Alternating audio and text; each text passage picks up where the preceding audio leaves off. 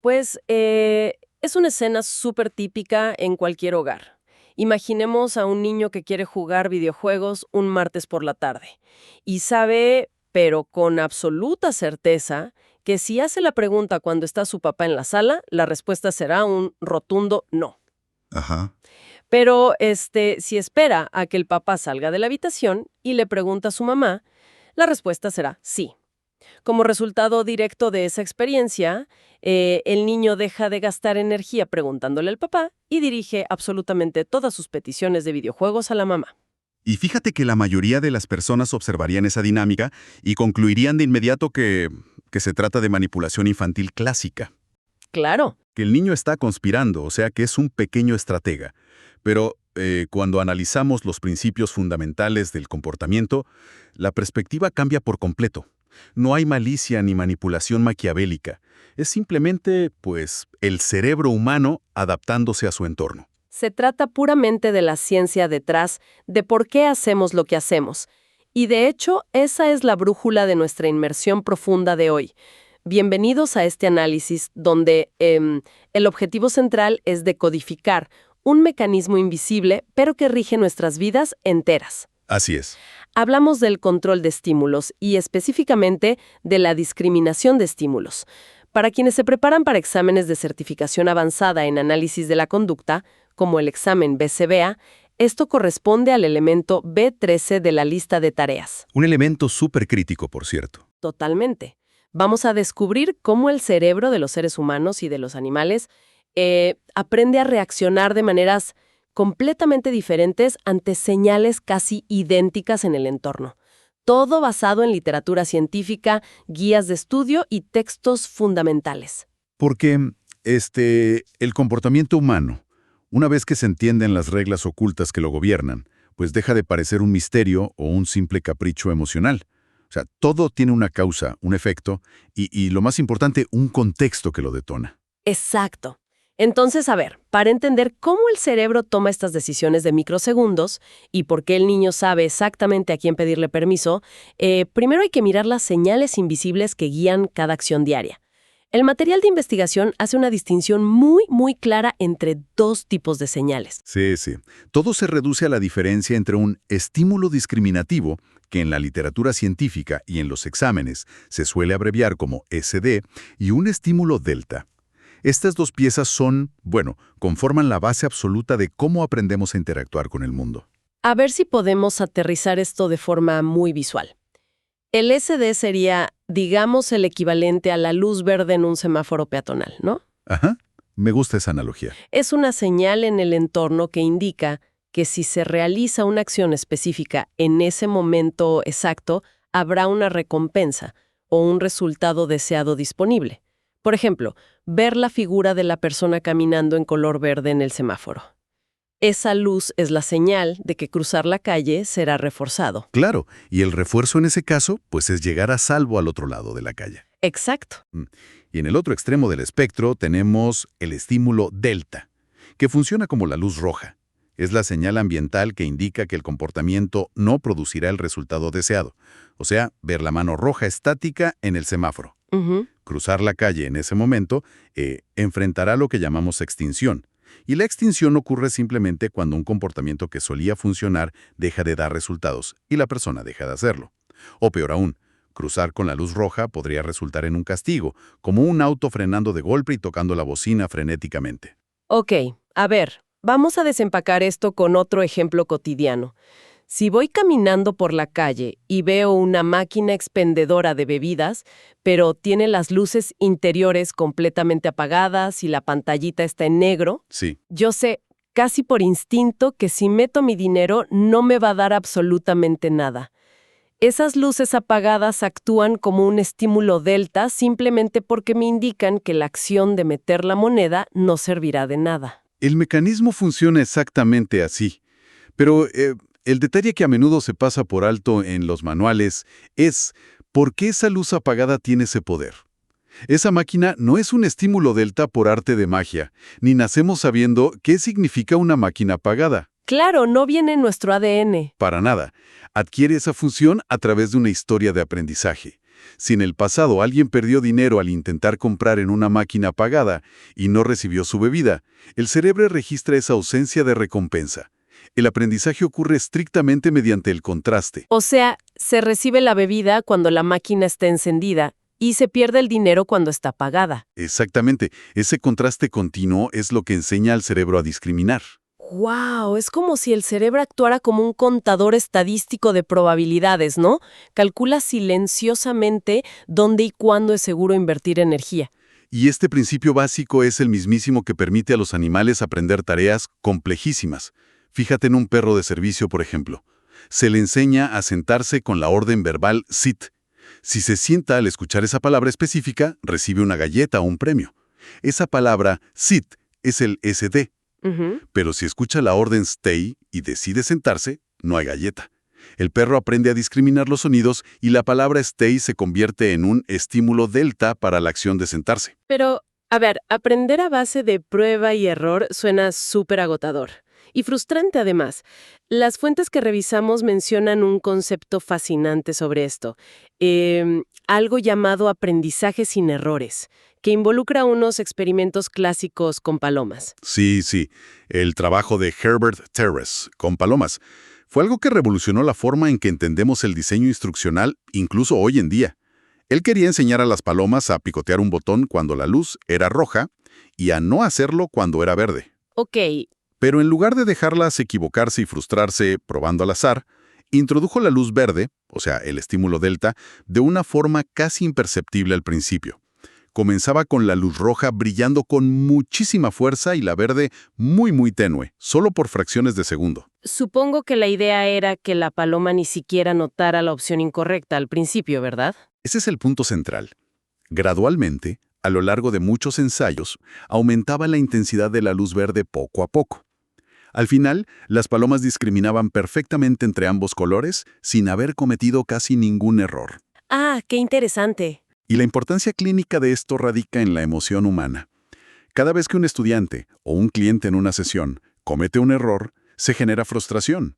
Y la frustración compite directamente con el aprendizaje. Al transferir el control de estímulo de manera suave, pues se evita esa barrera emocional.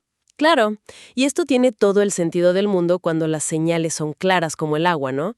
Rojo y verde, encendido y apagado. Pero el cerebro no siempre es tan preciso. A veces mete información diferente en la misma caja. Y eso nos lleva a la otra cara de la moneda, la generalización de estímulos. Sí, este es un concepto en simple que hay que dominar. La generalización y la discriminación existen en un espectro. Son, digamos, fuerzas opuestas. Mientras que la discriminación implica notar las diferencias sutiles y responder solo ante una señal muy específica, Ajá. la generalización ocurre cuando el individuo responde de la misma manera ante señales que simplemente se parecen un poco, comparten alguna dimensión física. Hay un ejemplo súper ilustrativo en las fuentes sobre esto. Imaginemos a una bebé que está aprendiendo a hablar. Su papá tiene una barba muy poblada y ella aprende a decirle papá.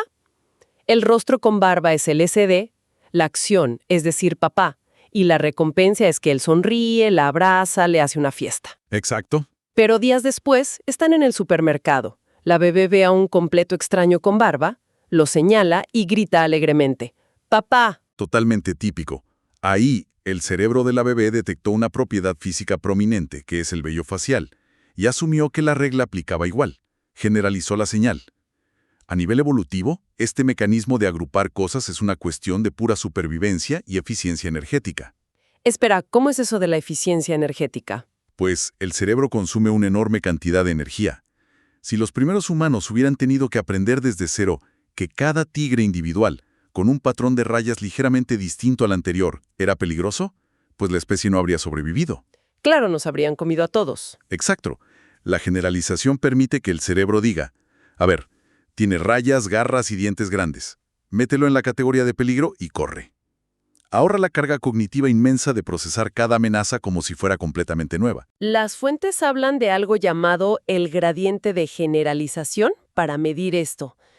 Pero en la verdad, la palabra gradiente suena a una clase de matemáticas pesadísima. ¿Qué significa realmente en la práctica clínica? O sea, para los que van a presentar el examen, se puede visualizar fácil analizando cómo se desarrollan las fobias. Si una persona es mordida por un perro pastor alemán y desarrolla un miedo intenso, el gradiente mide qué tan lejos llega ese miedo. Ujú. Si la persona solo siente pánico al ver pastores alemanes, pero puede acariciar a un perro labrador sin problema, hay una alta discriminación. El gradiente es muy agudo, como una aguja. Porque solo reacciona a la señal original. Exactamente. Pero si el gradiente es plano, la generalización es muy amplia. Esa persona sentirá pánico no solo ante el pastor alemán, sino ante labradores, chihuahuas, gatos grandes e incluso, no sé, podría sobresaltarse al ver un abrigo de piel falso en una tienda. El miedo se ha generalizado a cualquier cosa que comparta la textura peluda del estímulo original. ¡Wow! Aunque, a ver, generalizar un miedo suena terrible, pero en otros contextos, agrupar cosas es absolutamente necesario. Por ejemplo, al aprender a usar la tecnología. Sí. Si alguien aprende a escribir en un teclado de computadora de escritorio, ese teclado físico específico es su SD. Pero el objetivo es que esa habilidad de teclear fluya hacia el teclado de una laptop distinta, o incluso a la pantalla táctil de una tableta. Sería una pesadilla logística tener que discriminar cada teclado del mundo y aprender a escribir desde cero cada vez que cambiamos de dispositivo. Completamente de acuerdo. Y eso ilustra por qué ni la generalización ni la discriminación son inherentemente buenas o malas. Todo depende del contexto. De hecho, la educación moderna se basa en manipular ambas a propósito. Para que alguien entienda verdaderamente el concepto del color rojo, primero debe discriminar. Ok. O sea, tiene que ver una pelota roja y una amarilla, y señalar correctamente la roja. Pero si nos detenemos ahí, la persona pensará que la palabra rojo significa solamente esa pelota específica de plástico. No. Ese es el error común. Por eso, el siguiente paso es forzar la generalización. El instructor presentará un coche rojo, una manzana roja, un suéter rojo. El alumno aprende a ignorar la forma, el tamaño, el material o el sabor, y a responder únicamente a la dimensión física del color. Esa habilidad de responder a propiedades abstractas a través de objetos completamente diferentes. Eso es lo que permite la formación de conceptos complejos. Súper interesante. Y bueno, hasta ahora hemos hablado de situaciones que ocurren casi en un vacío. Una luz, un color, un teclado. Pero la vida real es un caos de señales superpuestas. Las reglas cambian constantemente dependiendo del lugar, de la hora o de quien esté mirando. Esto nos empuja hacia algo que las fuentes denominan discriminación condicional. Aquí es donde subimos el nivel. La discriminación condicional es cuando la respuesta correcta a una señal depende por completo de la presencia de una segunda señal. La regla de juego es condicional al contexto. A ver, danos un contraste. Para contrastar, una discriminación simple sería, por ejemplo, decirle a alguien, pásame el vaso de agua, cuando solo hay un vaso en la mesa. Es una contingencia de 3 términos básica. La señal es la petición verbal, la acción es pasar el vaso. Pero la condicional requiere procesar capas. De hecho, el material de análisis da un ejemplo muy cotidiano sobre cómo sostenemos conversaciones básicas. Si un amigo se acerca y pregunta verbalmente, ¿qué hay de nuevo? La respuesta automática mediante discriminación simple suele ser, nada, ¿todo bien? Ajá. Ahora, si ese mismo amigo levanta el brazo, señala un reloj nuevo y brillante en la muñeca de la otra persona y hace exactamente la misma pregunta, ¿qué hay de nuevo? La respuesta de, nada, todo bien, ya no tiene sentido. Claro, porque la presencia del dedo señalando el reloj cambia por completo el significado de la frase verbal. El cerebro tiene que discriminar 2 estímulos simultáneamente. La pregunta que entra por el oído y la dirección hacia la que apunta el dedo, que entra por la vista. Si el dedo estuviera apuntando a unos zapatos nuevos, la respuesta también tendría que cambiar. Por eso, en entornos educativos y clínicos, se usan mucho los procedimientos de igualación a la muestra. ¿Y cómo funciona esa igualación en la práctica? Porque suena un poco técnico. Es un formato de enseñanza. Imaginemos que se le muestra a un estudiante una tarjeta con el dibujo de un perro. Esa es la muestra. Luego, se le presentan 3 tarjetas sobre la mesa. Un gato, un perro y un pájaro. El estudiante debe elegir la tarjeta que coincida con la muestra. Ok. Pero, si en el siguiente intento la muestra cambia a un pájaro, la tarjeta correcta en la mesa también cambia. La regla de lo que es correcto es siempre condicional a la muestra inicial. Y esto se ve muchísimo en la práctica clínica al construir repertorios de lenguaje. O sea, a nivel social, La discriminación condicional es básicamente lo que llamamos coloquialmente saber ubicarse. Exacto. Imaginemos el acto de reírse a carcajadas. Una risa fuerte y escandalosa es una conducta súper recompensada si el entorno es un teatro durante un show de comedia. El teatro entero funciona como LSD. Pero esa misma risa, con el mismo volumen, será reprimida por las miradas de los demás si el entorno físico es la sala de lectura de una biblioteca pública. Sí, la gente te va a callar de inmediato. Claro. Incluso si la persona está escuchando el mismo chiste exacto en sus audífonos en ambos lugares. El entorno físico dicta qué señales son válidas. Y fíjate que cuando esa capacidad de interpretar múltiples señales a la vez falla, surge algo llamado control de estímulo defectuoso, o faulty stimulus control. Esto ocurre cuando el comportamiento termina enganchado a una señal irrelevante del entorno en lugar de la señal importante. Uy, el ejemplo clásico que citan las fuentes es en el salón de clases. Imaginemos a un estudiante que debe escribir un ensayo en su cuaderno de apuntes diarios. La instrucción del profesor debería ser el SD que detona la acción de escribir. Ajá. Pero el estudiante sabe que esa tarea vale solo 1 punto en su calificación, mientras que el examen del viernes vale 10 puntos. Al final, no escribe el ensayo. Es un ejemplo perfecto. En ese escenario, el comportamiento de escribir está bajo el control defectuoso del sistema de puntos. La instrucción del profesor fue totalmente ensombrecida por una señal secundaria, y este es un problema monumental en el aprendizaje. ¿Cómo se ve eso en los niños más pequeños? Luego, en la clínica se descubre que solo puede leerla si está impresa en una tarjeta de color azul. El cerebro del niño se aferró al color azul como la señal para decir gato, en lugar de fijarse en la forma de las letras escritas. La señal incorrecta tomó el control. ¡Guau! ¡Qué locura! Y bueno, esto nos lleva a la trampa final y más compleja de todo este análisis. Supongamos que no hay control defectuoso. Supongamos que alguien identifica perfectamente la señal correcta. Ok. La luz verde brilla clara, la persona sabe exactamente lo que tiene que hacer y sabe que la recompensa está ahí esperándolo. Pero, simplemente no hace nada. ¿Qué pasa cuando reconocemos la oportunidad pero no la tomamos? Un hack para el examen justo aquí. Ahí es donde la ciencia del comportamiento traza la línea más crítica de todas. Es la diferencia profunda entre tener la oportunidad de obtener algo y tener el verdadero deseo de obtenerlo. Es la separación entre el estímulo discriminativo, el SD, y la operación motivadora, la famosa MO. A ver, para desglosarlo bien. El SD, como hemos visto, señala la disponibilidad de algo. Te dice, esto está aquí.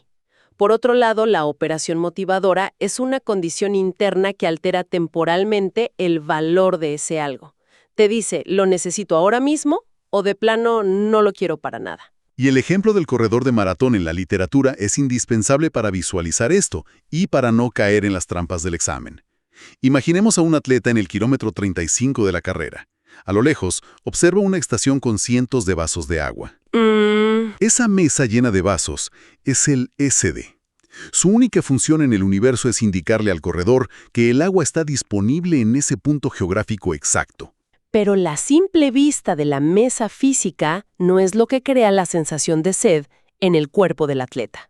Correcto. La operación motivadora, en este caso, es el estado de privación profunda. Son las horas y horas corriendo bajo el sol perdiendo líquidos. Esa privación aumenta drásticamente el valor del agua en ese momento específico. Para ese corredor, un vaso de agua vale más que el oro. ¡Claro! Ahora, cambiemos la condición interna. ¿Qué pasaría si por algún motivo ese mismo corredor se acaba de tomar 2 botellas enteras de agua 1 minuto antes de llegar a la estación? Pues que la mesa con vasos sigue estando físicamente en el mismo lugar. El SD no se ha movido. La disponibilidad es exactamente la misma, pero la motivación interna del corredor está en 0 debido a que ya está lleno de líquido. Exacto, el estado de saciedad ha destruido temporalmente el valor del refuerzo. Y como resultado, ver la estación de agua no provocará que el atleta se desvíe de su ruta para agarrar un vaso. La señal sigue ahí, pero el motor que impulsa la acción, pues, se ha apagado por completo. Trasladando esto a algo súper cotidiano. Si uno va a un restaurante, el menú impreso es el SD. Al leerlo, queda clarísimo que la porción de pastel de chocolate gigante está disponible para ser pedida. Sí. Pero si ese mismo menú se lee justo después de haber asistido a la típica cena gigante en casa de la abuela, donde se sirvieron 3 platos y el estómago está a punto de reventar, la operación motivadora se encuentra en el subsuelo. Las letras en el menú no cambiaron, pero el deseo profundo de comer pastel desapareció por pura saciedad. Los dos conceptos es porque ofrecen dos puertas distintas para intervenir y modificar hábitos que causan problemas en la vida diaria de las personas. Si se quiere reducir un comportamiento no deseado, se puede atacar desde la motivación o desde la señal. A ver, danos un ejemplo práctico. Entonces, si el problema es, digamos, que alguien revisa su teléfono celular de manera compulsiva durante el trabajo buscando entretenimiento en redes sociales, ¿cómo se ven esas dos rutas? Bueno, si se toma la ruta de la operación motivadora, se jugaría con la saciedad. Quizás si a esa persona se le permitiera ver videos y redes sociales libremente durante una hora entera justo antes de entrar a trabajar, su motivación por buscar entretenimiento disminuiría. Estaría saciado temporalmente. Exacto. Por lo que la urgencia de revisar el teléfono durante la reunión de trabajo, pues bajaría naturalmente. Ok, ¿y si usamos la otra puerta? La ruta del estímulo discriminativo. Entonces ignoramos la necesidad interna y manipulamos el entorno físico directamente. Se toma el teléfono celular, se apagan todas las notificaciones y se guarda en un cajón bajo llave en otra habitación. Se elimina físicamente la señal que indica que el entretenimiento está disponible. Ah, qué interesante. Ambas estrategias funcionan antes de que ocurra la acción, pero abordan la maquinaria mental desde ángulos completamente opuestos. Una apaga el deseo interno y la otra esconde el mapa que lleva a la recompensa. Es que es fascinante ver cómo una simple acción cotidiana tiene tantos engranajes detrás. Hemos desarmado un proceso súper complejo hoy. Empezamos analizando cómo el cerebro diferencia las luces verdes y rojas de la vida, los ESDIs y los estímulos delta, aprendiendo dónde vale la pena invertir energía y dónde de plano no. Para luego, adentrarnos en cómo nuestra mente hace malabares entre ahorrar energía agrupando cosas a través de la generalización y prestando atención a los detalles sutiles mediante la discriminación. Y cómo, en última instancia, el contexto siempre tiene la última palabra sobre qué reglas aplicar con la discriminación condicional.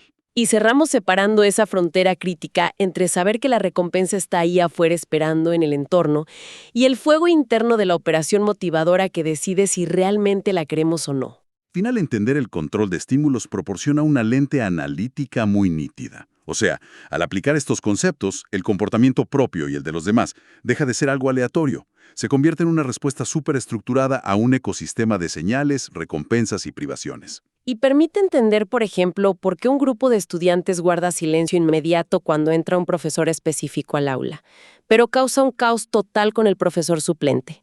Las señales dictan las normas del juego. Totalmente. Así que, para quienes nos escuchan, al observar ese mal hábito específico que a veces resulta tan difícil de romper, ya sea revisar compulsivamente las notificaciones, postergar una tarea importante o comer bocadillos a medianoche, vale la pena preguntarse desde una nueva perspectiva.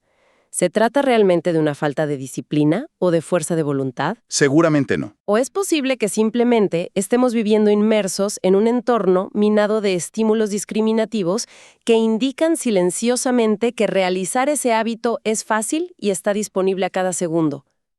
Si se lograran alterar esas pequeñas señales en el entorno físico, ocultar el dispositivo, cambiar los objetos del lugar en el escritorio, ¿desaparecería ese hábito por sí solo al cortar la señal que lo detona desde la raíz? Es un experimento que definitivamente vale la pena intentar.